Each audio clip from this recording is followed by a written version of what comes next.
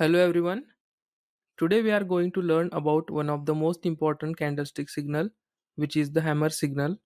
So let's get started. The signal is called as hammer signal because it looks like a hammer. It has a very small body with a longer lower shadow to the downside, which is at least 2 times greater than the body. To identify the hammer signal, we can observe that the lower shadow should be at least twice as long as the body. There should be no upper shadow or very small upper shadow.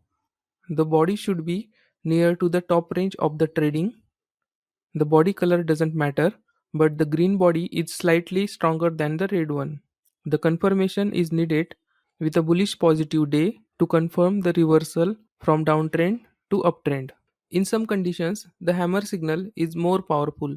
Such conditions are the signal strength and which are longer lower shadow means stronger reversal. Higher volume on the hammer day shows that there is increase in reversal chances. When the downtrend is going on and the hammer signal is created after the gap down, it shows the more reversal strength and the powerful uptrend. With this example, we will learn the psychology of the hammer signal. So consider this downtrend. In this downtrend, the bears are in control. On the hammer day, the bears are pushing the price downward. The bulls then step in and move the price to the upside. This creates a small body with a longer lower shadow. And the next day, the bulls are opening the price higher than the hammer signal.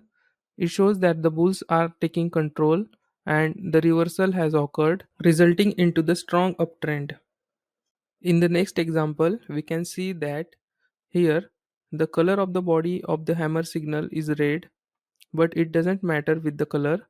Here we can find that after this hammer signal at the bottom of this downtrend, the price then gapped up. This gap shows that the bulls are now taking the control with a powerful force, resulting into the strong uptrend.